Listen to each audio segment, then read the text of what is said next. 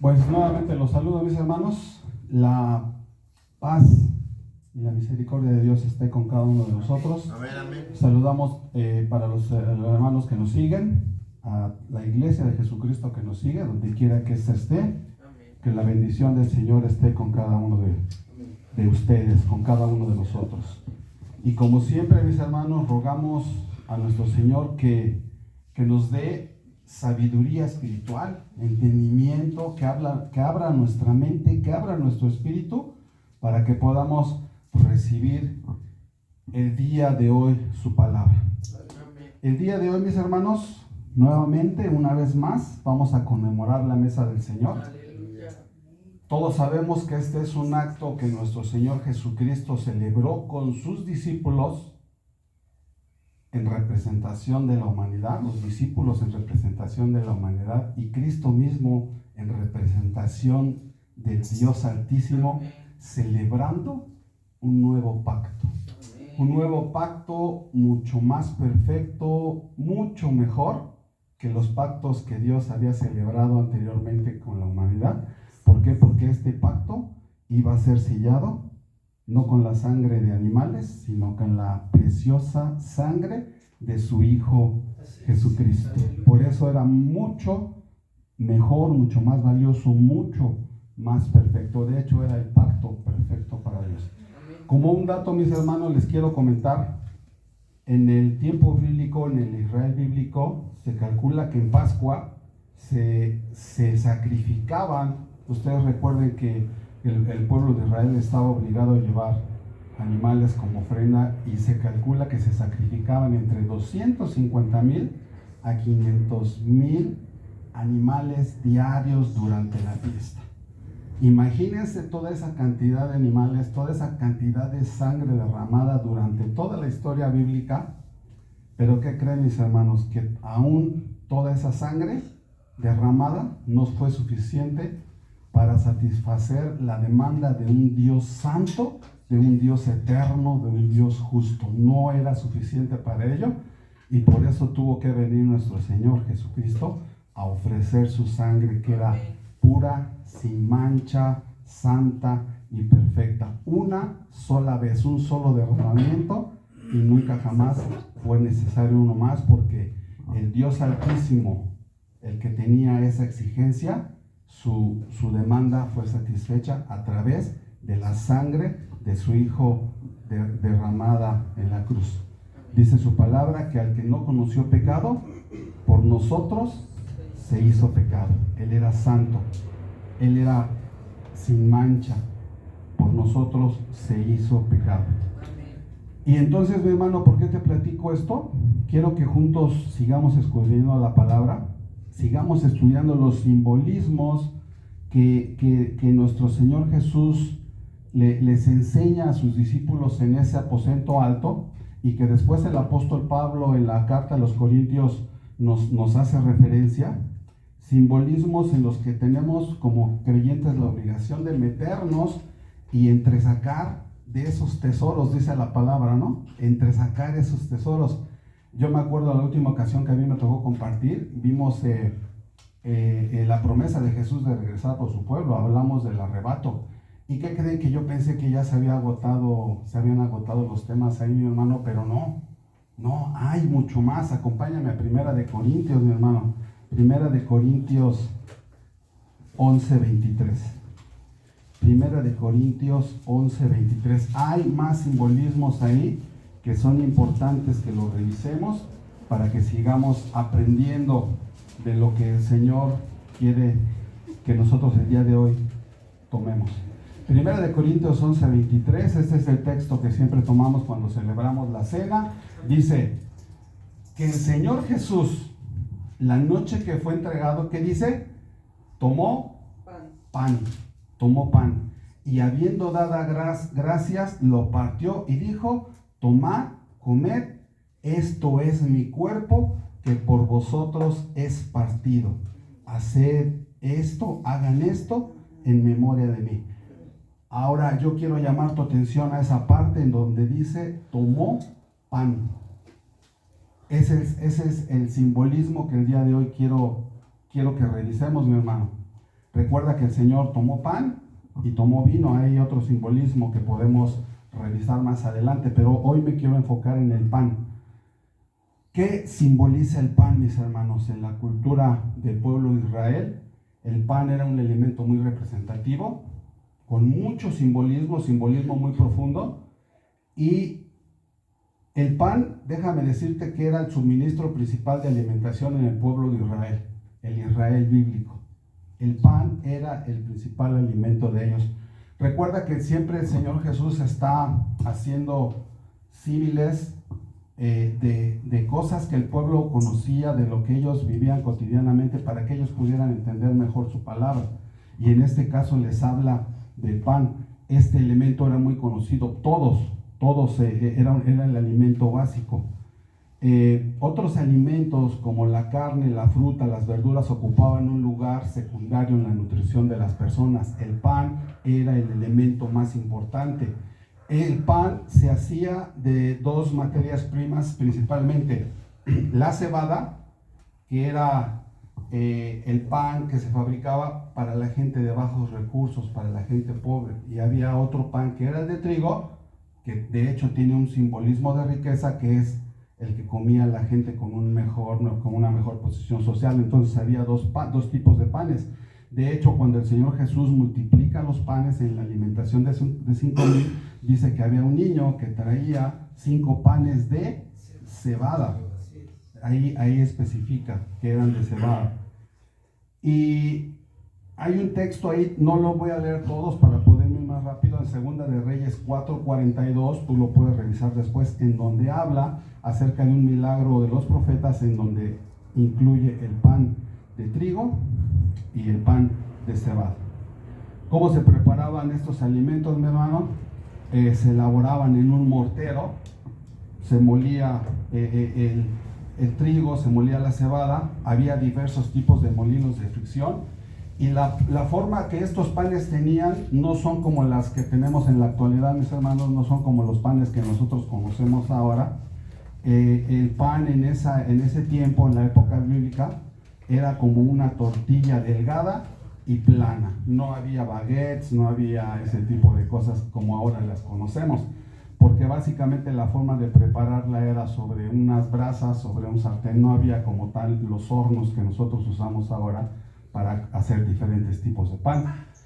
El pan podía ser con levadura o sin levadura. Recuerden cuando el pueblo de Israel sale de Egipto, el Señor les dice que cosan panes sin levadura. ¿Sí se acuerdan de esto, no? Y ese pan lo tenían que comer por 7 días en lo que ellos iban saliendo de la tierra de Egipto. En un inicio las mujeres eran las que hacían esta labor en la casa de fabricar el pan, pero ya en la época de los reyes, en Primera de Crónicas, Segunda de Crónicas, Primera de Reyes, Segunda de Reyes, ya se habla de que había panaderos profesionales en las cortes. ¿Qué simboliza en sí el pan, mi hermano? Uno de los ejemplos más claros que yo pude encontrar en la palabra es el pan en el tabernáculo de reunión. Si ustedes se acuerdan, Dios mandó a Moisés a construir un tabernáculo en donde había diferentes accesorios, los candelabros, las mesas, se dividía el lugar santo del lugar santísimo, y estaba el arca del pacto. Si tú entrabas al tabernáculo, en el lugar santo, del lado izquierdo encontrabas los candelabros, del lado derecho encontrabas una mesa de madera de acacia forrada de oro, y había 12 panes de este tipo, cocidos sin levadura, 6 panes de un lado y 6 panes de otro. Esto simbolizaba la presencia de Dios en medio de su pueblo. Esto simbolizaba la presencia de Dios, la promesa de provisión y la promesa de que Dios siempre le supliría sus necesidades. Qué importante era el pan que estaba incluido en el arca, en el tabernáculo. Ese pan duraba 6 días, y al 7º día entraban los sacerdotes para cambiarlo por un pan fresco, pero ese pan lo comían los sacerdotes. Ahí la importancia del pan. Le llamaban pan de la presencia o pan de la proposición. El nombre más entendible es el pan de la presencia de Dios. Entonces, El pan era un símbolo muy multifacético, hermano. Era el simbolismo, ya lo comenté, era la representación de la presencia y de la comunión que el pueblo tenía con Dios. Las dos simbolizaban, los 12 panes simbolizaban las 12 tribus del pueblo de Israel. Jesús mismo en el Evangelio según Juan se presenta como el pan de vida. Ahorita vamos a ir para allá. Otro punto importante que yo quiero que veas, cómo Jesús, cuando el Espíritu lo lleva al desierto y después de ayunar 40 días, el diablo le propone que convierta unas piedras en pan. Ve la importancia. ¿Por qué no le dijo conviértelo en carne, conviértelo en un panal de miel? El pan era un simbolismo muy importante. Por supuesto, Jesús le contesta con un texto del Antiguo Testamento donde dice que no solo de pan vive el hombre, sino de toda palabra que sale de la boca de Dios. Amén, amén. Jesús se designa a sí mismo como el pan de vida, como el pan que descendió del cielo, como el pan que Dios le ha dado al hombre. Jesús escogió, como lo acabamos de leer, mi hermano, el simbolismo del pan partido o quebrado como una representación de su cuerpo. Ve la importancia del simbolismo de lo que vamos a celebrar el día de hoy. En la oración del Espíritu, del Padre Nuestro, que Jesús nos enseña a decir: el pan nuestro de cada día, dánoslo hoy. Ve la importancia, el pan tiene un simbolismo muy importante. Mismo Jesús se alimentaba de pan. La última ocasión que el Evangelio según Juan habla de Jesús comiendo es cuando está en la playa con sus discípulos. Les dice que traigan algunos de los peces que acababan de pescar, y él dice que les compartió del pan y de los peces que ellos habían traído. Pan y peces. Y ya un ejemplo más, hablando ya en el Nuevo Testamento, en el libro de los Hechos, dice que la iglesia compartía el pan unos con otros.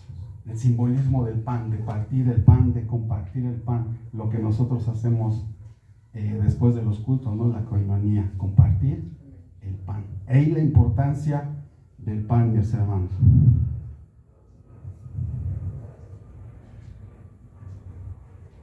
Ahora sí nos vamos a Juan 6, mis hermanos. Juan 6. Antes de leer el versículo, voy a leer el versículo 30. Juan 6:30. Vamos a estar moviéndonos ahorita en Juan, y en un momentito más nos vamos a ir a Éxodo. Te voy a pedir que pongas un separador en Juan y otro en Éxodo, porque son los pasajes donde nos vamos a estar moviendo ahorita. ¿Sí? Dice el versículo 30. Le dijeron entonces a Jesús: ¿qué señal pues haces tú para que veamos y te creamos? ¿Qué obra haces? Porque nuestros padres comieron el maná en el desierto, como está escrito: pan del cielo les dio a comer. Y Jesús les dijo: de cierto os digo, que no les dio Moisés el pan del cielo, mas mi Padre, Él os da el verdadero pan del cielo. Porque el pan de Dios es aquel que descendió del cielo y da vida al mundo. Le dijeron: Señor, danos siempre este pan. Versículo 35, que va a ser clave ahorita en nuestra enseñanza. Jesús les dijo: yo soy el pan de vida. El que a mí viene nunca tendrá hambre, y el que en mí cree no tendrá sed jamás. Yo soy el pan de vida. Yo soy el pan de vida. Jesús, en estos textos que acabamos de leer, mis hermanos, Jesús les está replicando y rectificando la falsa idea que ellos tenían acerca de quién era el que les había dado el maná en el desierto. Ellos decían que había sido Moisés, y Jesús les dice: no fue Moisés, fue mi Padre, fue Dios el que les envió el maná a través de Moisés como instrumento, pero no fue Moisés. No se confundan, Moisés no les dio el pan se los dio mi Padre. Y le reclaman a Jesús y le piden que les dé señales de que Él es enviado de Dios, que Él es enviado del Padre. Jesús venía de haber estado en Capernaum, mi hermano, donde hizo una cantidad de milagros que no tienes idea. Dice que la gente le seguía porque sanaba a todos los enfermos. Y ellos pedían señales. Vean la necedad del pueblo de Israel, la cerrazón. Él había hecho cualquier cantidad de milagros, había sanado a cualquier cantidad de personas, y ellos querían señales.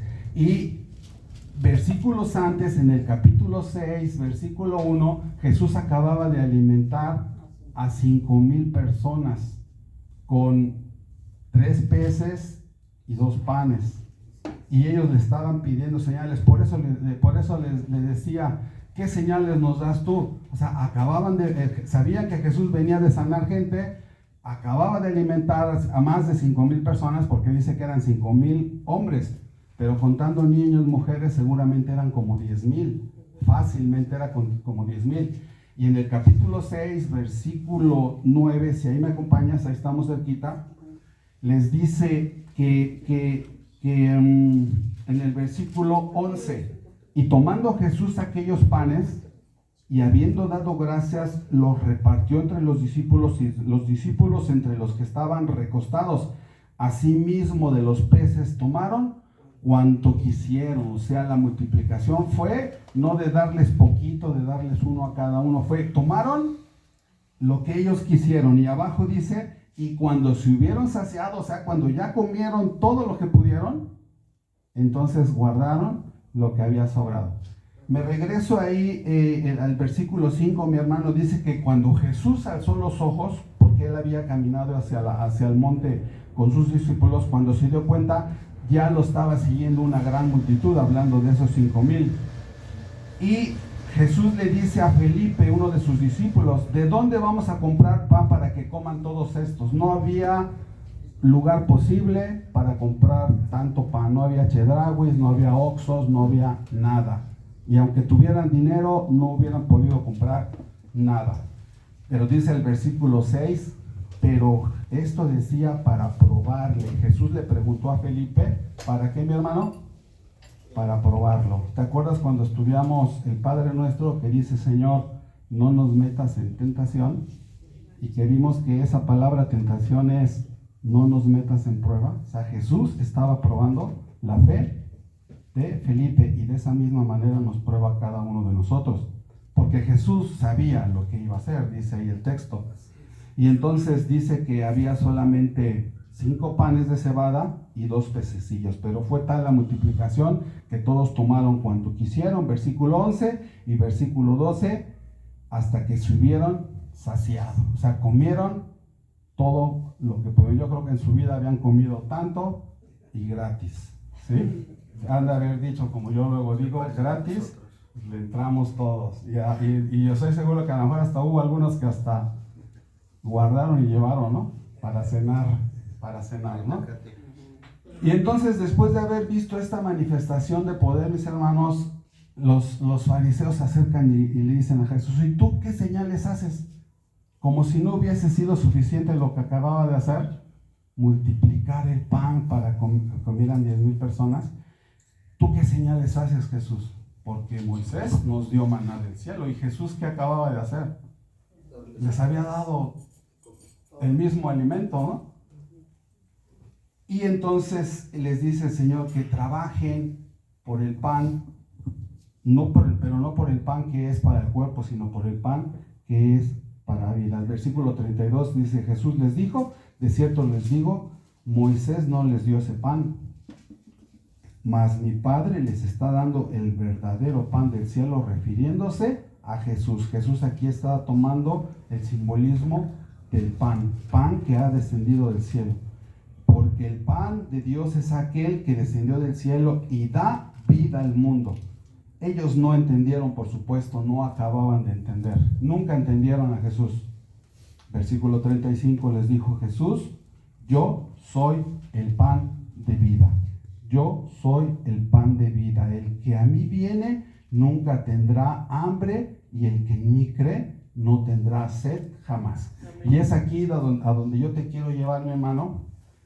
En el Evangelio, según Juan, solamente en este Evangelio, en esta versión del Evangelio, según Juan, Jesús utiliza varias metáforas. Es de lo que hoy te quiero hablar, de las metáforas que Jesús utiliza para describirse a sí mismo. Dice el pastor, teólogo, que creo que acaba de fallecer recientemente, corríjanme si me equivoco, R.C. Sproul, dice: la mejor manera de conocer a Jesús es escuchar lo que Él dice de sí mismo. ¿Cómo voy a conocer a Jesús? Lo que Él dice de sí mismo. Jesús dice: yo soy el pan de vida, yo soy la puerta, yo soy la luz, yo soy la vid verdadera, yo soy la resurrección y la vida, yo soy el camino, la verdad y la vida. Dice Jesús: yo soy el pastor. Y todos estos yo soy, mis hermanos, los teólogos le llaman los atributos de Cristo. Los atributos de Cristo, y que si tú sumas la vida, el pan, la puerta, la luz, la resurrección, el camino, el pastor, te dan como resultado Cristo. Son las bondades. Así como ya estudiamos los atributos de Dios, mi hermano, y sabemos que Cristo es Dios, Dios es Cristo, es lo mismo, pero bueno, enfocándolo exactamente hacia la persona de Cristo, podemos decir que estos son los atributos de Cristo. Entonces Jesús utiliza esta estructura de describirse a sí mismo como yo soy, una forma muy inusual que los otros 3 evangelistas no registran en sus cartas, y que solamente, repito, aparece en este evangelio, los 7 yo soy. ¿Por qué se autonombra el yo soy? Si tú te recuerdas, en Éxodo capítulo 3, versículo 13, estando Moisés frente a la zarza que ardía y que no se consumía, Jesús le pregunta a Dios y le dice: yo voy a ir al pueblo de Israel, pero ellos me van a preguntar ¿quién me envía? Y me van a preguntar ¿cuál es tu nombre? ¿Qué le contestó Dios a través de la zarza? Así dirás a los hijos: yo soy, me envía a vosotros. Yo soy el ser. ¿Te acuerdas cuando hablamos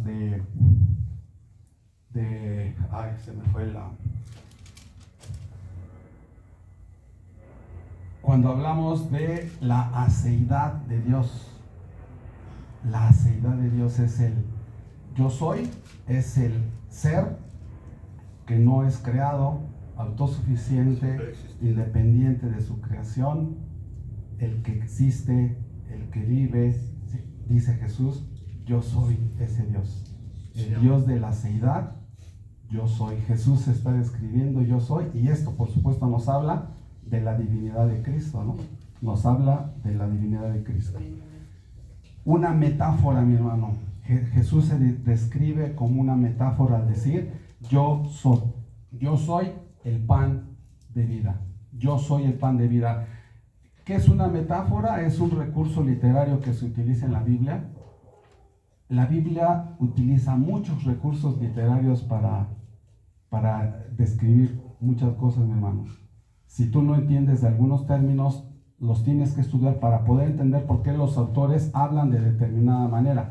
En este caso, las metáforas que Jesús utiliza es para describirse a sí mismo. ¿Qué es una metáfora? Es un recurso literario que compara dos cosas no relacionadas. ¿Qué tiene que ver Jesús con el pan? O sea, ¿qué similitud puedo yo tener con la tablet, por ejemplo, ¿no?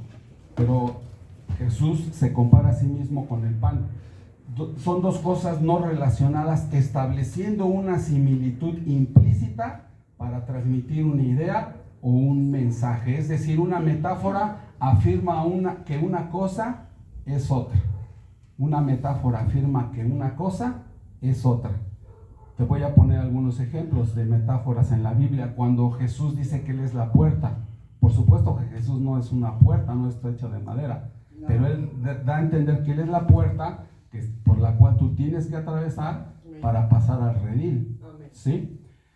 Los discípulos como la sal de la tierra. Por supuesto que nosotros no somos sal, pero nosotros somos los que le estamos dando sabor en este momento a la humanidad. Cuando esa sal se vuelve insípida, ya no servirá de nada. Los discípulos como la luz del mundo. Dice que la luz se pone en lo alto para alumbrar. Otra metáfora es Dios como pastor. Otra metáfora es nosotros, su pueblo, como ovejas. Por supuesto no somos ovejas, pero somos como ovejas del pastor. Eso es una metáfora, mi hermano. Algo curioso que a mí me llama mucho la atención, aparte de que se reutilizan recursos literarios, es que tú estarás de acuerdo conmigo, mi hermano, que en el Nuevo Testamento se comienza a hablar más explícitamente de la obra de Jesús. Pero si nosotros profundizamos y ahora lo podemos entender mucho mejor cada vez que conocemos la Escritura y nos metemos en ella, que Cristo es el centro de toda la Escritura, mi hermano. Cristo es el centro de toda la Escritura. Toda la Escritura habla de Jesús, desde Génesis 1 hasta Apocalipsis 22, 21, donde termina la Biblia. Todo habla de Jesús, todo apunta de Jesús, todo es figura de Jesús, todo es Cristo. Todo aparece Cristo.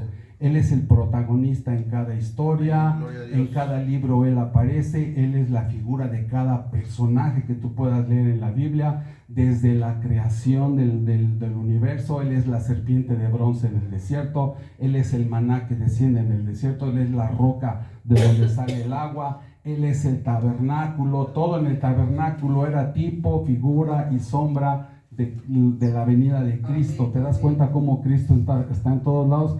En las profecías de Isaías, hablando acerca del Mesías sufriente, del nacimiento de Jesús, todo apuntaba a Cristo. En Apocalipsis, el Cordero y el León. En los Salmos, ¿cuántos salmos no hemos leído? Salmos mesiánicos que nos hablan del padecimiento, del sufrimiento de Cristo. Todo es Cristo. Todo es Cristo. Jesús le dice a los fariseos unos versículos antes, en el capítulo 5, versículo 39, ustedes estudian con diligencia las Escrituras. Ustedes estudian con mucho cuidado las Escrituras porque piensan que en ellas hayan la vida eterna. Pues les voy a decir una cosa, les dice Jesús, esas Escrituras que ustedes estudian son las que hablan de mí. Ellas dan testimonio de mí. Si tú lees la Escritura, mi hermano, ellas hablan de Jesús. La Escritura da testimonio de Jesús. Toda la Escritura da testimonio de Jesús.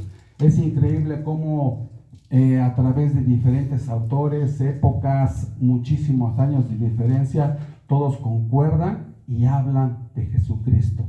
El Antiguo Testamento y el Nuevo Testamento, todo hablan de Él, y no me extraña porque Pablo en Romanos 11:36 dice, porque de Él y por Él y para Él son todas las cosas, a Él sea la gloria por los siglos de los siglos. Yo no sé si te he mencionado, mi hermano, Dios se reunió en una santa asamblea con Él mismo y prometió darle a su Hijo un reino. Él le regaló, somos un regalo nosotros, que Dios le prometió regalarle a su Hijo a través del sacrificio de su sangre bendita. Nosotros fuimos creados para la alabanza de su nombre, mi hermano. Nosotros fuimos creados para la alabanza de su nombre. Es increíble el Antiguo Testamento y el Nuevo Testamento, que hay, ahorita ya son como 4,000 años, en un espacio de como de 4,000 años, cómo se vincula uno con el otro, un texto del Antiguo Testamento con un texto del Nuevo Testamento. En Juan 6:32, que es el que acabamos de leer, Juan 6:35, mi hermano, yo soy el pan de vida, el que viene a mí nunca tendrá hambre. Tipológicamente era la sombra, era la figura del maná en el desierto, el maná que Dios le da a su pueblo, ese maná que le estaban reclamando los fariseos. ¿Tú qué señal haces para que creamos en ti? Porque Moisés nos dio el maná, ¿tú qué nos vas a dar? No entendían los fariseos, no entendían. Y así hay mucha gente que hasta la fecha no entiende, mis hermanos, Y aún dentro de la iglesia, déjame decirte, aún dentro de la iglesia hay mucha gente que no entiende lo que es Cristo en sus vidas. Deje un separador ahí en Juan 6, mi hermano, y vámonos a Éxodo 16, 1-3. Vamos a ver por qué Jesús se describe a sí mismo como yo soy el pan de vida. Utiliza esa metáfora para comparar su ministerio, su vida, su obra con un pan. Ya vimos la importancia y el simbolismo del pan. Y ahora vamos a ver por qué estos fariseos le reclamaban a Jesús. Y vamos a ver qué es lo que nos enseña la Escritura. Éxodo, capítulo 16. Éxodo 16, mis hermanos.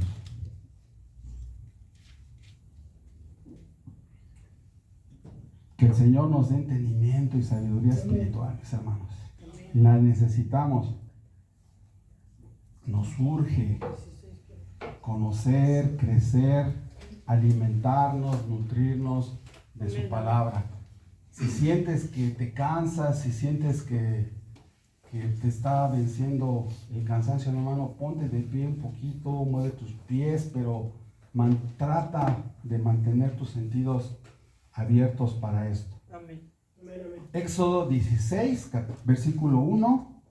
Voy a leer del versículo 1 al 3. Dice que partió luego de Elim toda la congregación de los hijos de Israel. Acuérdense que ya el pueblo de Israel había salido de Egipto. Y vinieron al desierto de Sin, que estaba entre Elim y Sinaí. Y a los 15 días del segundo mes después que salieron de la tierra de Egipto, y toda la congregación de los hijos de Israel murmuró contra Moisés y Aarón en el desierto.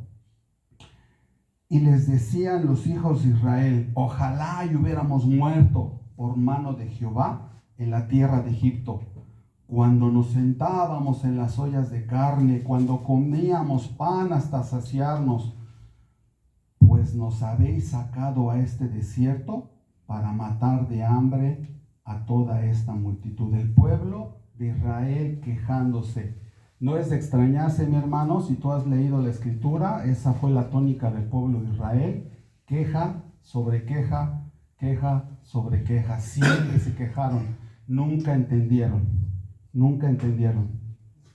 El comentarista Matthew Henry, te voy a leer lo que dice en su comentario. Dice: no ha pasado ni un mes de que el pueblo de Israel había visto una de las manifestaciones de poder más grandes. El mar se abrió, mi hermano.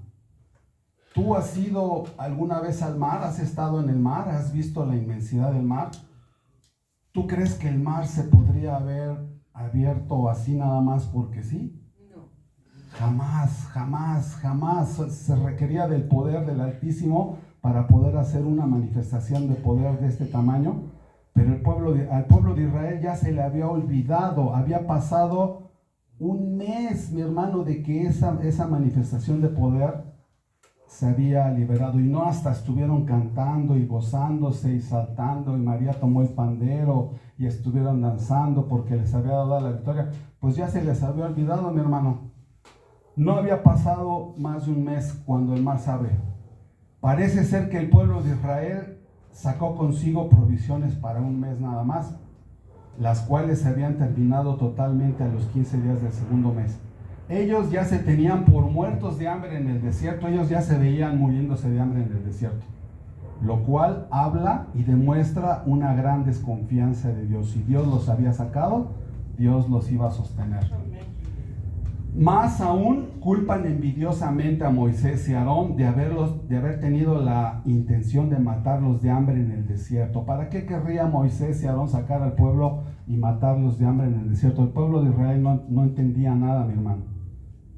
Ellos estimaban en poco el haber sido libertados, que ellos deseaban haber muerto en Egipto. ¿Te das cuenta, mi hermano, lo que es no valorar la libertad que tú puedes tener ahora como hijo de Dios, y el que tú anheles la esclavitud en la que tú vivías? No, quiere decir que tú no has entendido lo que Cristo ha hecho por ti. Si tú, en lugar de estar aquí recibiendo la palabra, buscando de Dios, tú anhelas lo que tú hacías antes de venir a Cristo, tú estás frito, mi hermano. No entiendes nada. Y así estaban el pueblo de Israel. Ellos recordaban las ollas de carne, recordaban más las ollas de carne que las cadenas que tenían como esclavos.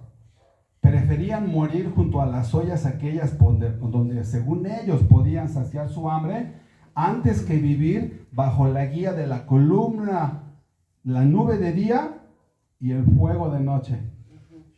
y a Dios como proveedor. Ellos preferían estar comiendo allá carne que ser guiados por la presencia de Dios. ¿Te fijas lo que tú puedes anhelar, lo que tú puedes desear por estar todavía esclavizado?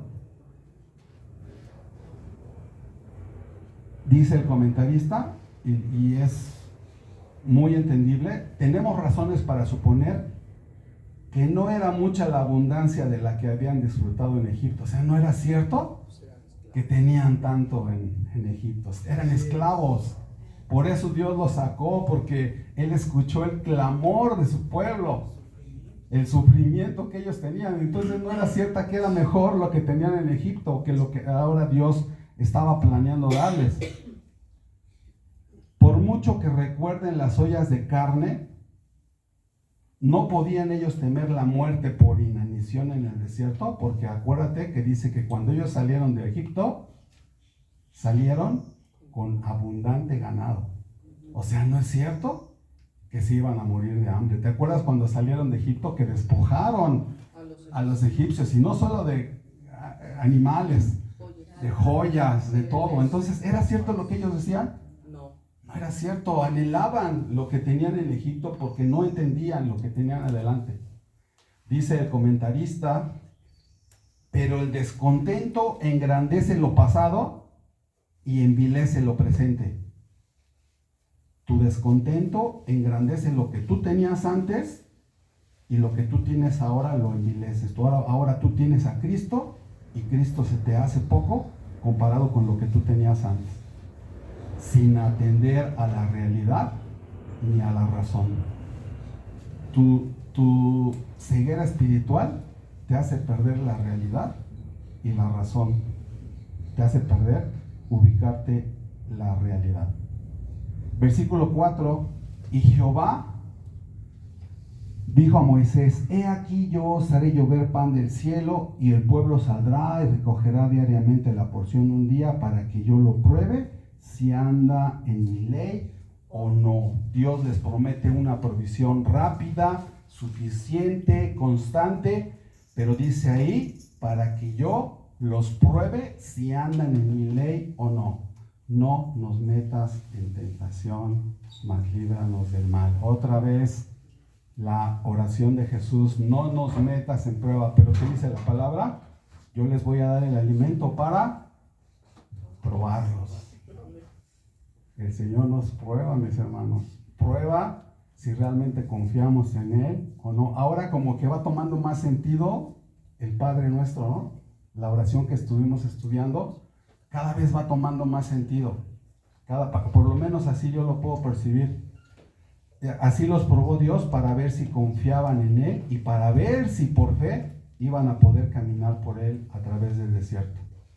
Por supuesto, en la mañana siguiente Dios hizo llover sobre ellos el maná, y este habría de ser su pan cotidiano en su peregrinación por el desierto. Este era un alimento de fuerte poder nutritivo, tanto que no tenía necesidad de ninguna otra cosa. El pan que Dios les estaba dando, mis hermanos, se les hizo poca cosa. Ellos anhelaban las ollas de carne que no tenían, porque anhelaban las cosas del mundo y no las cosas que Dios te está dando. Éxodo 16, 14, me voy a brincar ahí un poquito, mi hermano. Éxodo 16, 14.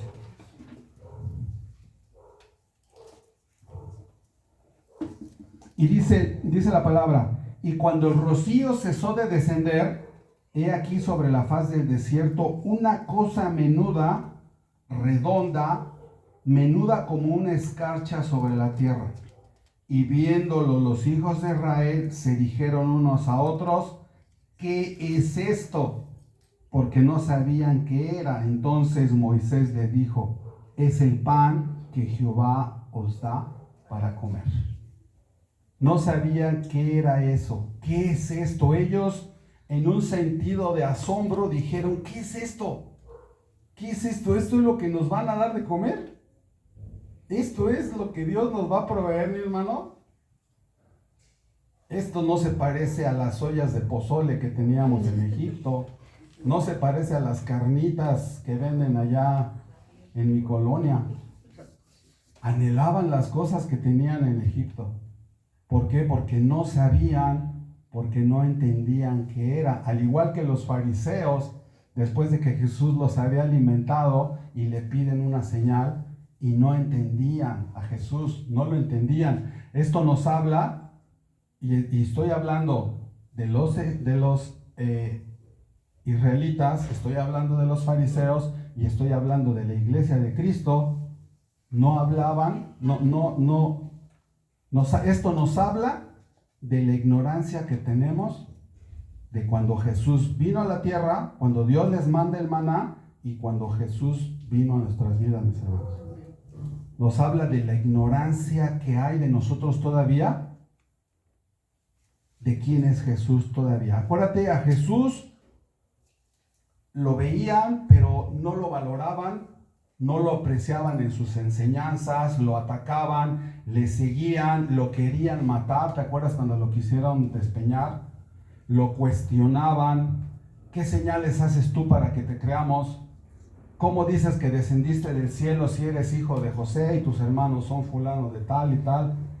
Eso le decían los fariseos. ¿Quién es él? Lo insultaban, le decían que por Beelzebú echaba fuera demonios. Esto quiere decir que no alcanzamos a comprender y a entender a plenitud a Cristo. Primera de Timoteo 3:16, no lo busques, solamente apúntalo. Dios fue manifestado en carne. Este es un misterio.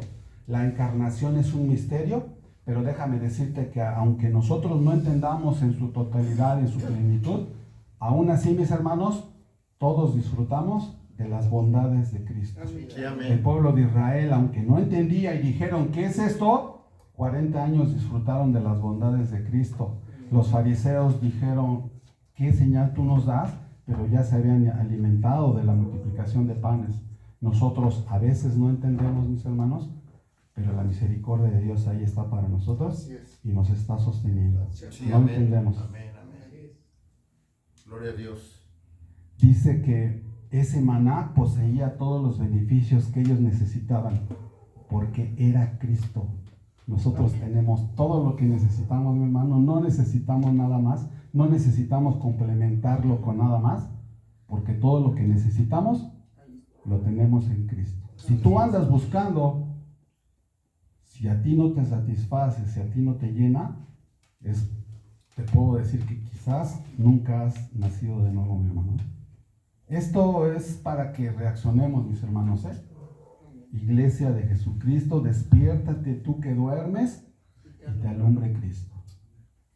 Nosotros no lo entendemos, pero disfrutamos de la plenitud de su gracia. Colosenses 1:15 dice que Él es la imagen del Dios invisible. Hechos 1:3 dice, Hebreos 1:3 dice que Él es el resplandor de su gloria y la imagen misma de su sustancia.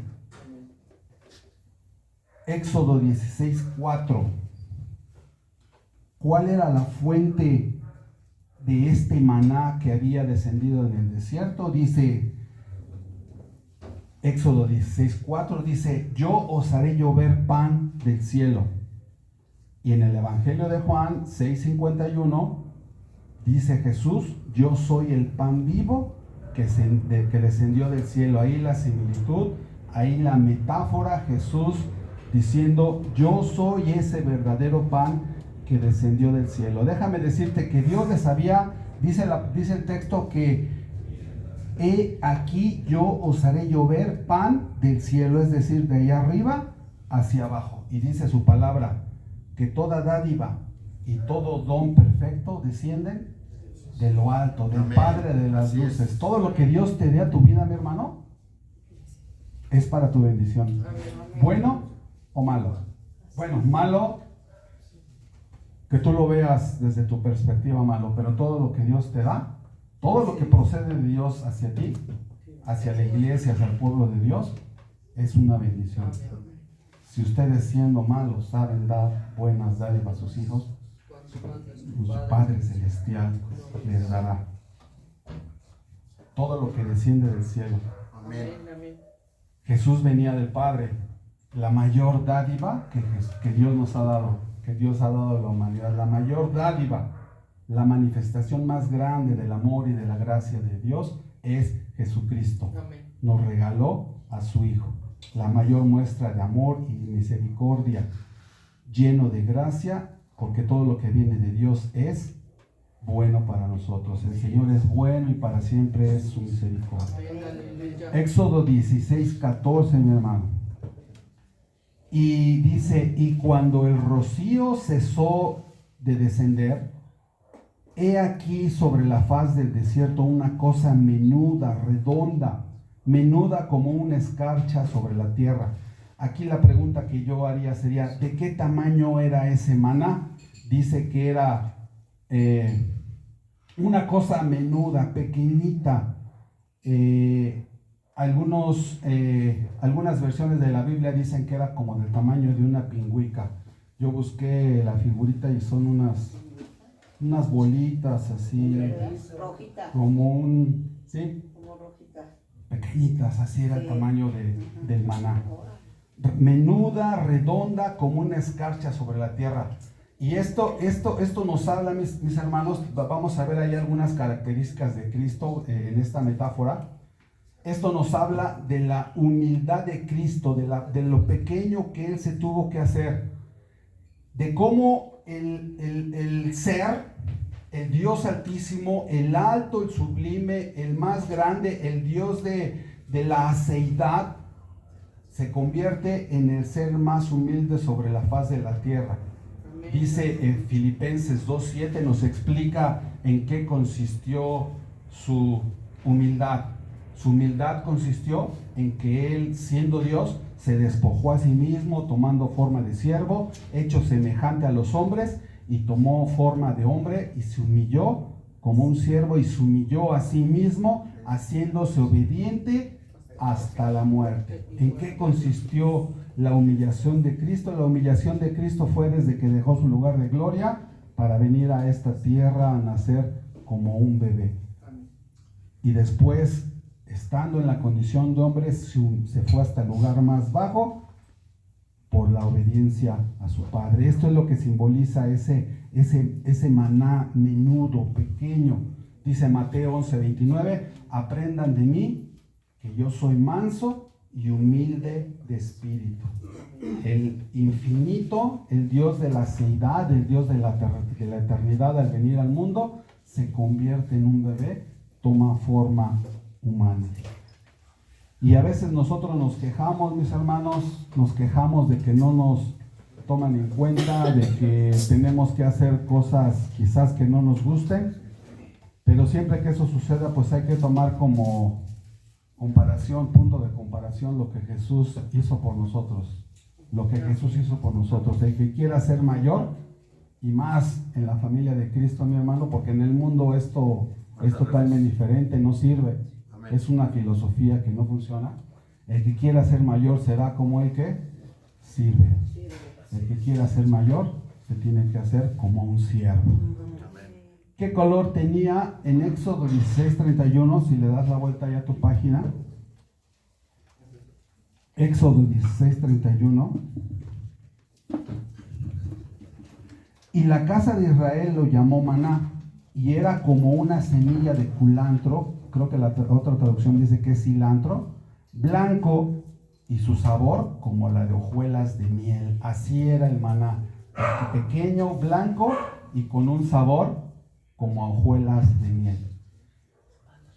Era una semilla redonda, parecida ya les decía yo, a la pingüica, pero era blanca. Y el blanco, mis hermanos, representa la pureza, representa la santidad de Jesús. Él era puro y santo. Él les dice a sus adversarios, ¿quién de ustedes me redarguye de pecado? Les dijo a los fariseos, que lo cuestionaban, que lo atacaban. ¿Quién de ustedes me puede decir algo en contra mía? ¿Quién de ustedes me ha visto robando, mintiendo, abusando de las viudas, despojando a los pobres? Porque ya sabemos que los fariseos hacían todo eso, pero sin embargo ellos querían acusar, se sentían con la calidad moral para acusar a la gente, y en este caso acusaban a Jesús. No había nada en contra de Jesús, porque dice su palabra en 2 Corintios 5:21, que al que no conoció pecado, por nosotros se hizo pecado. Y los demonios le decían: ¿qué tienes contra nosotros, Jesús Nazareno? Lucas 4:34. Yo te conozco quién eres. Los demonios lo conocían, sabían quién era Jesús. Le dijeron: tú eres el Santo de Dios. Los demonios sabían quién era Jesús. Sabían quién era Jesús. Es lo que representa el blanco. La forma redonda del maná, menuda y redonda, dice su palabra. El redondo simboliza algo que no tiene inicio, no tiene final, como por ejemplo un anillo.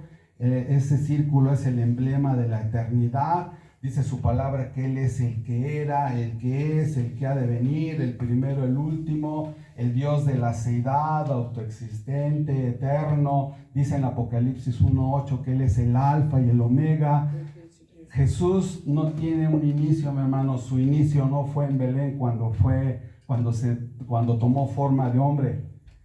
Y algo que hemos aprendido también es que no podemos decir que en la eternidad pasada, porque es ponerle un tiempo a Dios, y Dios no fue ni creado, ni surgió, ni nada. O sea, no, Dios habita en la eternidad, y la eternidad no tiene un límite.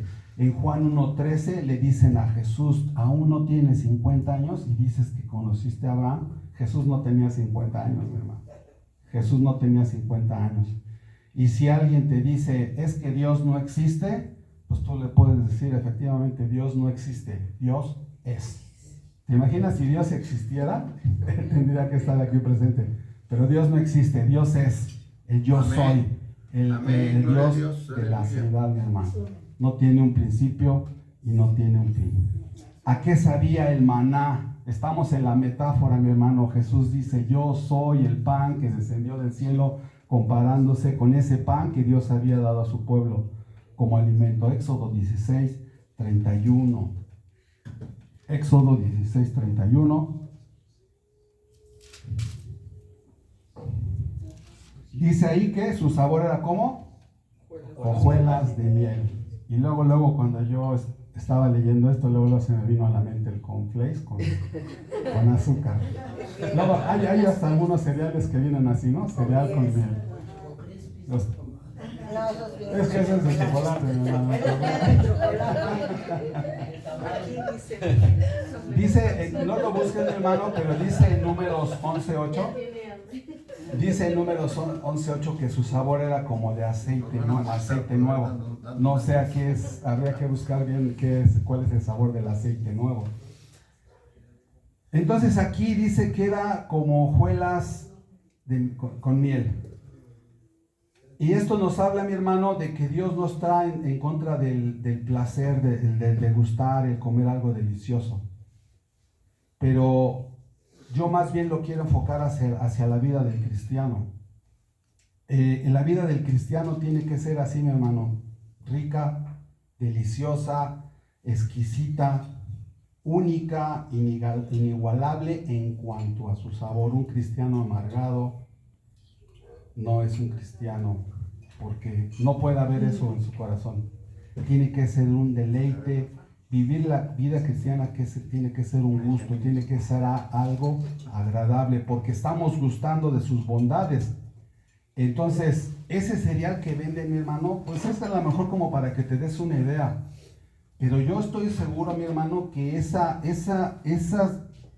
maná, que era menudo, redondo, blanco y que sabía como a miel con hojuelas, no era un dulce como el que nosotros conocemos ahora. Estoy seguro que era un sabor mil y miles de veces más delicioso y más deleitoso de lo que nosotros jamás hemos comido en la vida. Quizás nunca realmente sepamos el sabor, pero estoy seguro que era para que Dios lo proveyera a su pueblo, y fueran 40 años los que tenía que comer de él. Tendría que haber sido algo para que el pueblo no se hastiara. Hubo quien se hastió y dijo: nosotros ya estamos hartos de esto. Pero la idea de Dios no era esa, de que ellos se aburrieran de ese alimento, ¿verdad? Tiene que ser algo deleitoso, algo incomparable. Salmo 34:8 dice: gustad y ved que bueno es el Señor, y dichoso el hombre que confía en Él. cuán dulces son a mi paladar tus palabras, más que a miel a mi boca. El Señor le dio el maná en el desierto al pueblo de Israel. El salmista dice, cuán dulces son a mi paladar tus palabras. Este es el maná que el Señor nos ha dado, mi hermano. Amén. Tú lo has saboreado, tú lo has probado, te deleitas. Esta palabra es dulce a tu paladar. ¿Lo has probado? ¿Has sentido esa delicia en tu boca de tener este maná en tu boca? De saborear. Este es el maná, mi hermano. Este es el maná que tenemos ahora. Su palabra dice, cuán dulces son a mi paladar tus palabras. Mira cómo el salmista compara la palabra como un alimento rico, delicioso, deleitoso, y que lo probamos y que se ha vuelto, no creo que sea la palabra correcta, pero se ha vuelto adictivo a nuestras vidas, ¿no? Adictivo en el buen sentido de que queremos más y más y más. Primera de Pedro 2:2 dice, desead como niños recién nacidos. Fíjate, compara como esos niños que están llorando porque ya quieren su alimento. Deseen como niños la leche espiritual no adulterada, este es el alimento, para que por ella crezcáis para la salvación, si es que habéis gustado la benignidad de Dios. Si no has gustado la benignidad de Dios y tú no estás en Cristo, no vas a deleitarte en esta palabra, ni siquiera la vas a anhelar. Si has gustado la benignidad de Dios, tienes que desear como niño recién nacido su palabra, para crecer fuerte y sano. Hemos probado la benignidad de Dios en nuestras vidas. Dice Éxodo 16:4, mi hermano, que Dios decidió alimentarlos así. Lo vimos hace ratito. Si me ayudas, ¿para qué decidió alimentarlos Dios de esa manera? ¿No era más fácil que Dios los mandara a los pueblos, a las ciudades cercanas y que compraran alimento, hicieran pan ellos mismos? No era, yo creo que es lo que cualquiera hubiera hecho, ¿no? Pero Dios decidió, 16:4, Dios decidió, yo haré llover pan del cielo para que yo lo pruebe si anda en mi ley o no. Esa fue la forma que Dios decidió para probar a su pueblo, para probar su devoción, para ver si le iban a obedecer y si estaban dispuestos a comer ese maná. Padre nuestro que estás en los cielos, nuevamente me lleva a la oración de Jesús. No nos metas en tentación, no nos metas en prueba. Seguimos confirmando lo que hemos aprendido. Y Dios no cambia. De la manera que Dios probó a su pueblo, mi hermano, va a probarnos a nosotros. ¿Nos estamos alimentando de Cristo, mi hermano? Es una pregunta que yo te hago. No tienes que levantar la mano y contestar. Nada más piensa. ¿Nos estamos alimentando de Cristo? ¿Nos estamos alimentando de su maná? ¿O de qué nos estamos alimentando en nuestra vida? ¿Nos alimentamos de lo que hay en el mundo? Rencillas, odio, amargura, resentimientos, falta de perdón, de todo lo que vemos en el mundo, lo queremos para nosotros. Nos alimentamos de la televisión, de Netflix, de los celulares, pasamos más tiempo en el Facebook que en la palabra. Facebook. Nos la pasamos más viendo algún deporte que nos gusta, en los ídolos. Tenemos ídolos, todo lo que desvía nuestra atención, menos el maná. No nos estamos alimentando del maná. ¿De qué nos estamos alimentando? Dice la palabra que hay que volver a ese primer amor, ¿no? A ese primer amor, que sientas la pasión y la atracción por su palabra. Dios va a probar tu devoción, mi hermano, tu devoción a Él. Si estás dispuesto o no a alimentarte de este maná cada día. devoción de Job y ahora está probando la nuestra. Probó la devoción de Moisés y Moisés, ¿qué le dijo? Si tu presencia no va conmigo, Señor, yo no voy. Probó la devoción de Jesús cuando él estaba en el Getsemaní y le dijo, Señor, no se haga lo que yo quiero, sino lo que tú quieres, Señor. Probó su devoción, probó su dependencia de Dios y probó su obediencia. Es lo mismo que Dios está probando en cada uno de nosotros. Los hijos de Dios, los cristianos, los que estamos en Cristo, mis hermanos, no podemos subsistir sin Él.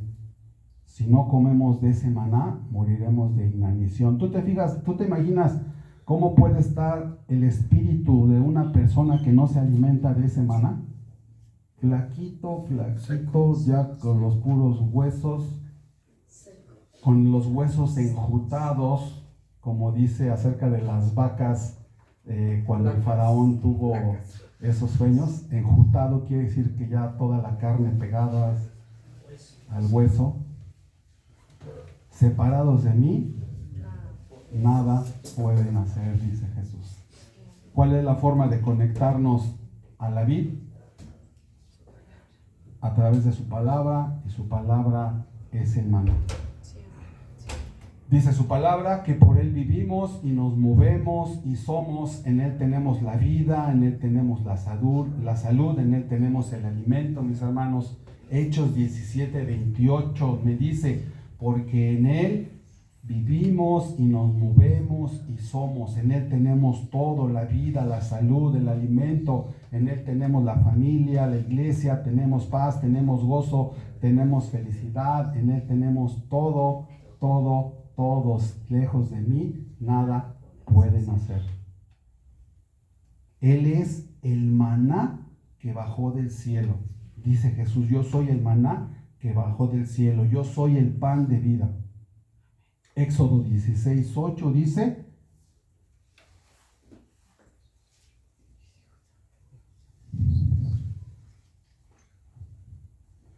dijo también a Moisés, Jehová os dará en la tarde carne para comer y en la mañana pan hasta saciaros, porque Jehová ha oído vuestras murmuraciones, como que habéis murmurado contra él.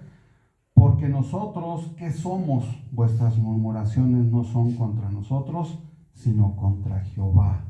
Cuidado en hablar contra el siervo de Dios, porque no estás hablando contra el siervo, estás hablando contra Dios directamente. Números 11:4, no lo busques, mi hermano. Dice que los extranjeros que se mezclaron con el pueblo de Israel volvieron a llorar y dijeron, ¿quién nos diera pescado que comíamos en Egipto? Y dijeron, allá había pepinos, había melones, había puerros, las cebollas y los ajos.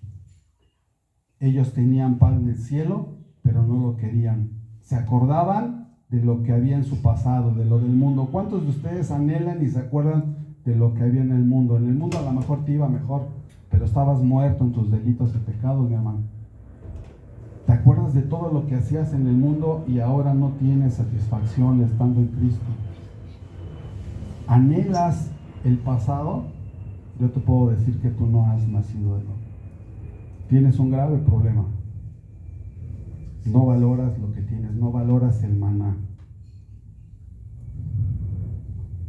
Estaban haciendo, el pueblo de Israel estaba haciendo a un lado al Dios que les dio maná divino, un alimento divino, un alimento sobrenatural que los llenaba. La idea de Dios era esa, que los llenara, los abastecía, los alimentaba, suplía todo su ser, y no solamente la prueba era para llenarlos físicamente, sino para fortalecer su fe y su confianza en Dios, porque iban a una travesía que debió haber durado un mes, pero la travesía se hicieron 40 años.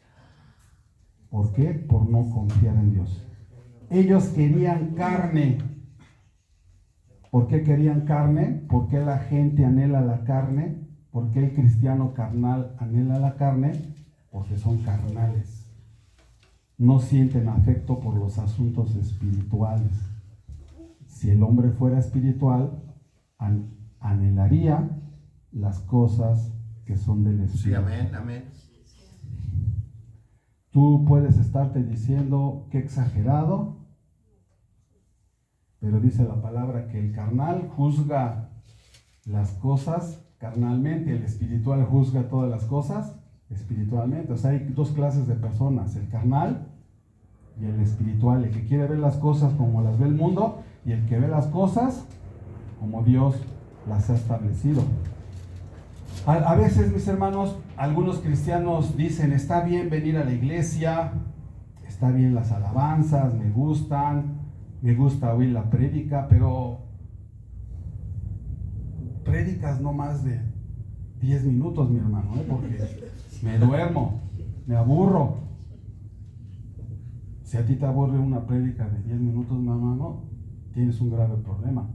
Yo me acuerdo de Pablo cuando estaba ya casi despidiéndose, dice que estaba predicando en la noche, se cayó Eutico por la ventana, bajaron, oraron por él, se levantó, partieron el pan, comieron, se subieron de nuevo a compartir de la palabra y dice que estuvieron hasta el alba compartiendo la palabra. Yo no sé tú, mi hermano, si a ti te aburre una hora de enseñanza, yo podría estar hablando de esto todo el día, No me invites a tu casa, no me invites, no me des cuerda, no me saques el tema porque después no me vas a aguantar. En serio, ¿a ti te aburre la palabra? ¿Te aburre que te hablen de la palabra? Ay, está bien un rato, mi hermano, pero ya, exageran. Esta debe de ser como ayer. El día de ayer nos fuimos a comer unos tacos con mi esposa y había unas personas y ellos solitos empezaron a hablar de cosas raras, que del control de la mente, que yo decreto, pues no me hubieran dado cuenta, pero ¿saben qué, mi hermano? Que ellos comenzaron a hablar y defendían sus puntos de vista. Eran dos hermanos y su papá, ya ellos grandes, el papá 70 años, 60, y que creen que a mí cuando escucho hablar a gente así, que quieren hablar de las cosas de Dios afirmando que son verdades y que son mentiras absolutas, a mí me entra un celo por decir las cosas como son. Le digo, bueno, es que yo no sé de qué estén hablando ustedes, yo no sé de qué están hablando, pero ustedes no están hablando de la Biblia dice esto y esto y esto y esto y esto. No, estuvo bien, pero se llevaron lo suyo. A mí me da ese celo que yo siento por las cosas de Dios, por hablar la palabra de Dios. Y al final esa es nuestra misión, ¿no? Transmitir el Evangelio. Está bien un tiempo de alabanza, pero no tanto. Acuérdate que Dios va a probar nuestros deseos, va a probar lo que hay en nuestro corazón. Cuando el maná llegó al pueblo de Israel, ellos tenían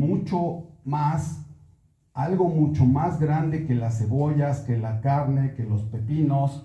Ellos extrañaban las carnitas, el pozole, los dorilocos, ellos extrañaban todo, pero tenían un alimento rico, nutritivo, delicioso al paladar y no lo valoraban. Su corazón seguía esclavizado en Egipto. Tú te puedes dar cuenta de una persona. Todos podemos decir que somos cristianos, todos podemos decir que vamos a una iglesia cristiana, pero tú cuando escuchas hablar a una persona, te puedes dar cuenta si realmente está metido en las cosas de Dios o no. Las iglesias están llenas, hay muchos, pero pregúntales algo, no saben. Van por costumbre, van por hábito, pero realmente no se están alimentando y eso es muy triste. ¿De qué nos sirve iglesias de miles si no saben nada? Ministerios interestelares, internacionales, interestelares, que ya llegan hasta otras galaxias con el Evangelio, pero su pueblo, bien, gracias, ¿no?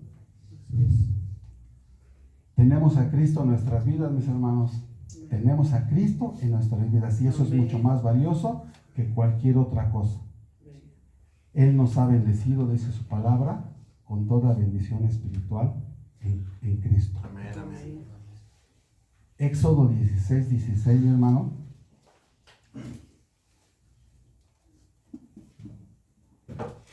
Éxodo 16. Dice, esto es lo que Jehová ha mandado. Fíjate bien, que recojan cada uno según lo que pudiere comer. ¿Sí te das cuenta de lo que dice la palabra?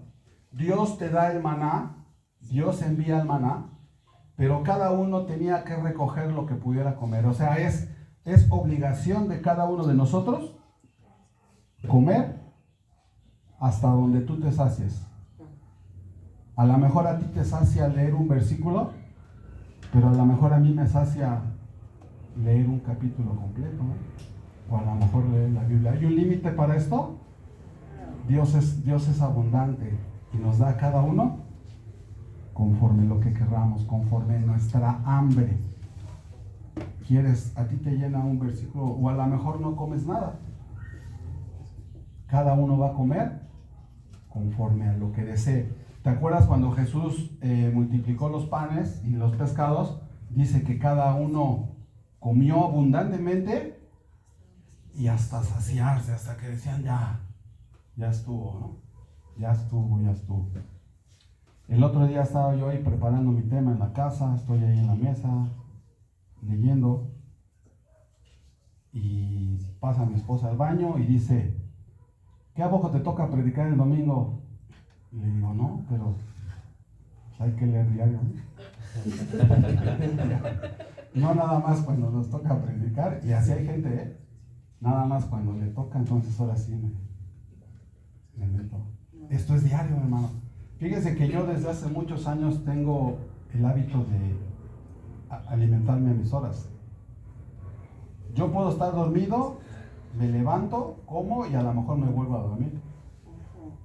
Pero esto también es un hábito que tenemos que tener. Primero el alimento espiritual y luego el alimento físico. Y estás bien, hermano, te sientes bien, te sientes lleno de la palabra, te sientes pleno, te sientes que estás creciendo, Dios te está hablando a través de su palabra. Eso es algo que yo he hecho y me siento bien, ¿no? Entonces cada quien recogía lo que pudiera comer. Cada uno recogía según su apetito.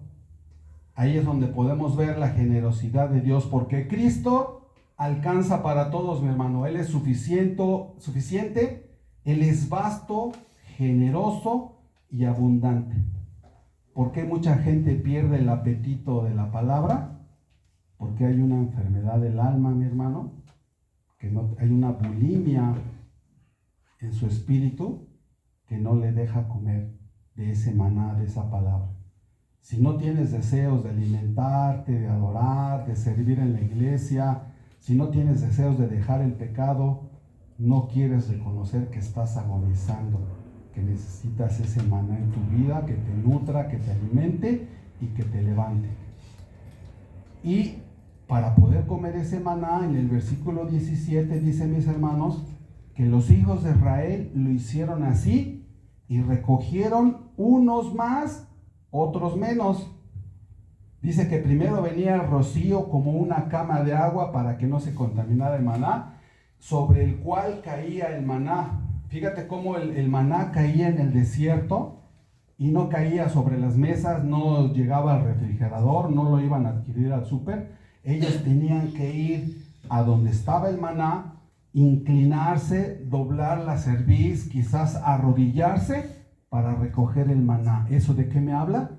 Que yo todas las mañanas tengo que buscar, arrodillarme, doblar mi cerviz y buscar el alimento, recoger el maná. ¿Sí me estás entendiendo? Amén, amén. Dice que Dios le dijo a Moisés: este pueblo es un pueblo duro de cerviz. Habla de humildad. Habla de humildad. Cuando estamos hambrientos, debemos agacharnos, debemos humillarnos, reconociendo nuestra bajeza y reconociendo la grandeza de Dios. Pero algo bien interesante, mi hermano, es que, bueno, viene a colación con lo que ahorita comentábamos, dice en el versículo 21, que lo recogían cada mañana. ¿Sí?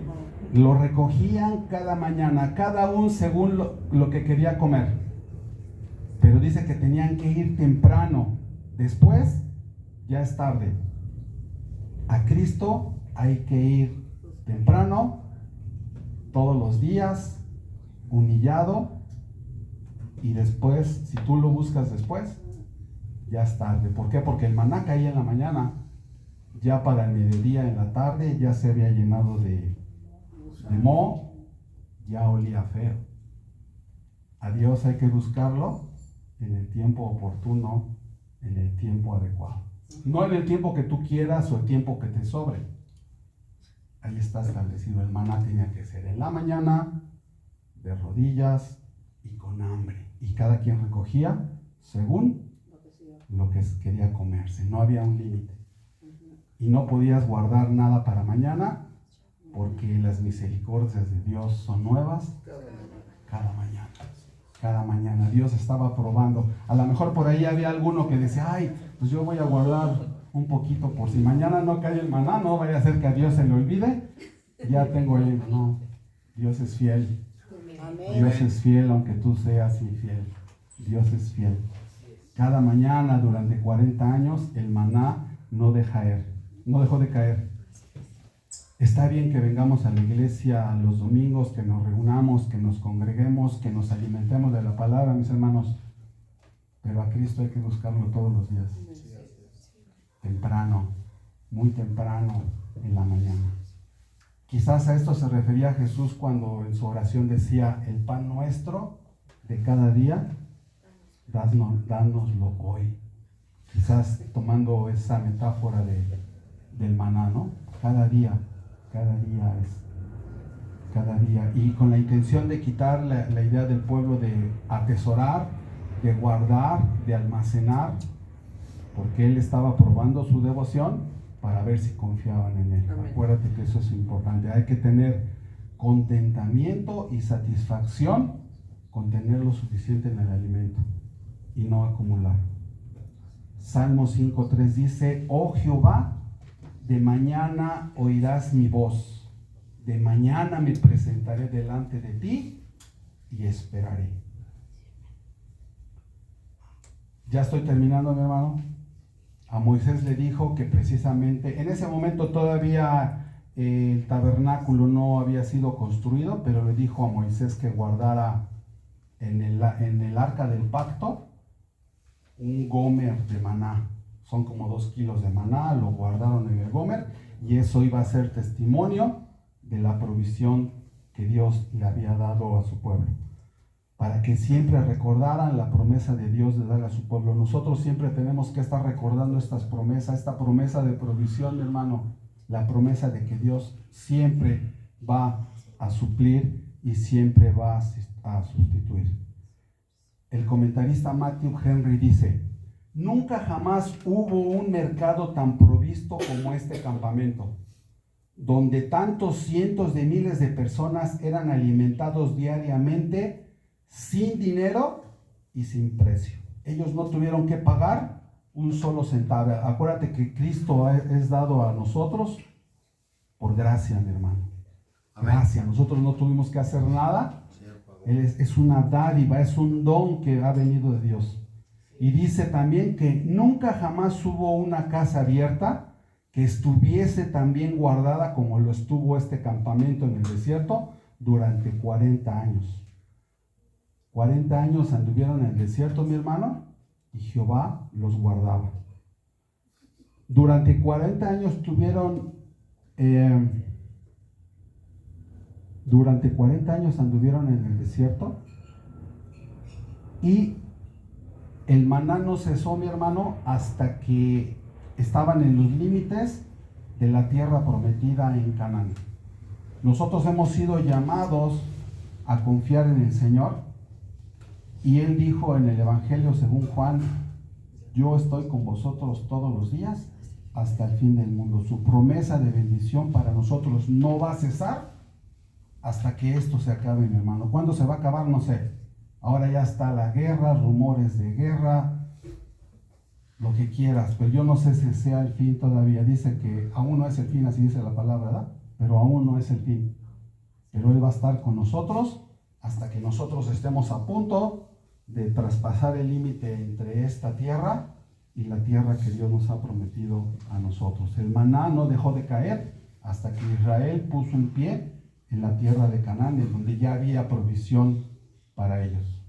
40 años duró, y en ese peregrinar que nosotros tengamos, Dios va a ser fiel hasta ese momento. Voy a darte 2 conclusiones de esto, mi hermano, nada más. El comer el maná para el pueblo de Israel no les preservó de la ira de Dios, como a nosotros nos preserva el creer en Cristo. Ellos comieron del maná, pero murieron. Y nosotros hemos creído en Cristo y nosotros tenemos una promesa de salvación. Nosotros hemos comido de ese pan de vida, el pan que Dios Padre nos ha dado. Estos judíos apelaron a una comida que perecía en un día. Y por otro lado, ellos olvidaron que sus antepasados se habían llegado a menospreciar ese maná, diciendo: nuestras almas tienen fastidio de este pan tan liviano. Yo espero que tú nunca te fastidies de este pan que Dios te está dando, mi hermano. Jesús les hace ver que el pan que Él da es superior al maná que Moisés les había dado. El maná no era un verdadero alimento, sino tipo del verdadero pan del cielo que es Jesús. El maná era para el sustento diario, pero el pan que Jesús da es pan para vida eterna. Jesús 4 veces dice en este pasaje de Juan 6: yo soy el verdadero pan de vida. Y dice que Cristo es pan, así como el pan material sostiene la vida de su cuerpo, así Jesús es el pan que alimenta nuestro espíritu, mi hermano. Dice: yo soy el pan de vida. Dice el comentarista: mejor podría pasar nuestros cuerpos sin el pan material que nuestros espíritus sin este pan espiritual. Preferible sería que tú murieras de hambre, mi hermano, a no tener a Cristo en tu vida.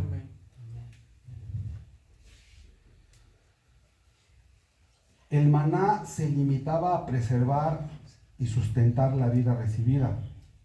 Cristo da vida a los que están muertos en sus delitos y pecados. El maná en el desierto era solamente para alimentar.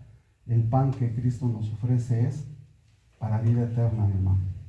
El maná estaba reservado solamente para los israelitas, pero Cristo es el pan de vida al mundo, a todos sin distinción.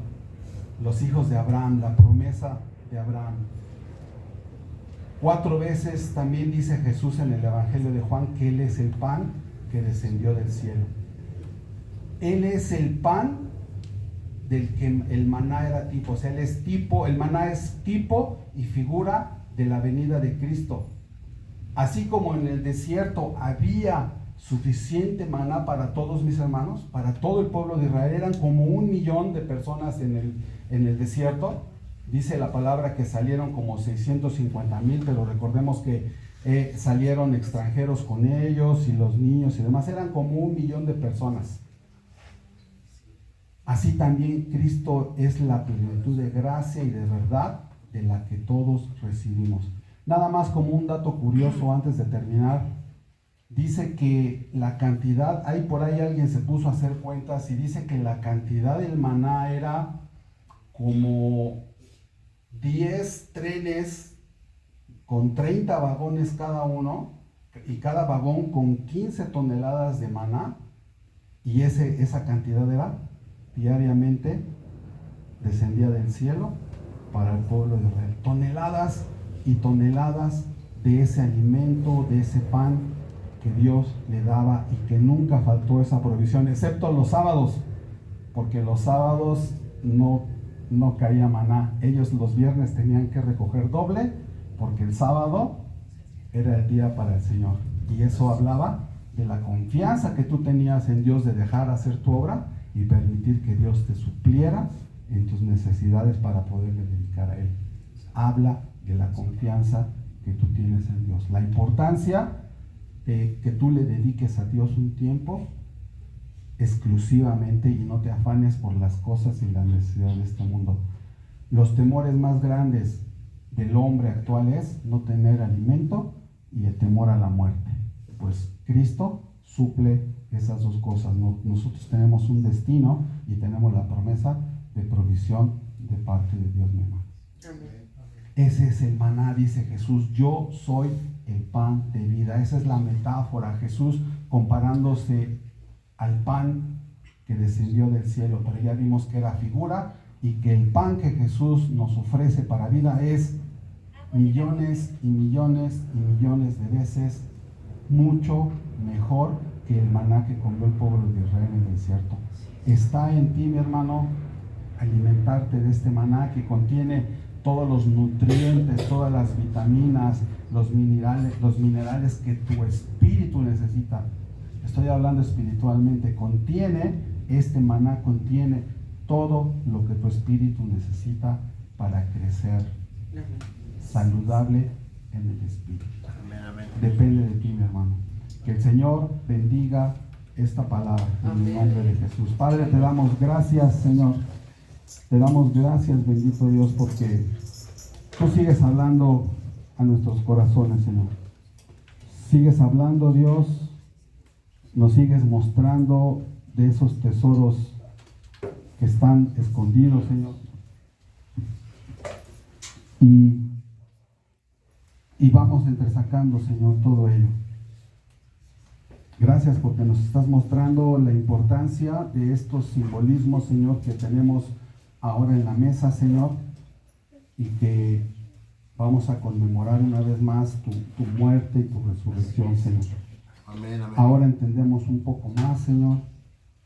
Ahora te conocemos mejor. Yo te pido que esta palabra, Señor, quede sellada en el corazón de mis hermanos, Dios. Que haya entendimiento, Señor, y que pongas en cada uno, Señor, cumplas en cada uno tu propósito y tu voluntad, Señor. Que esta palabra no vuelva vacía, que sea de bendición, Señor. En el nombre de Jesús te lo pedimos, Señor. Y el día de hoy, Señor, que celebramos tu muerte y tu resurrección, Señor, a través de este pan y de este vino, Señor. Bendícenos, Señor, que sea de edificación, que sea de bendición, Señor. Dice tu palabra. Los hermanitos las hermanas que van a compartir los elementos pueden tomar su lugar. Dice tu Padre.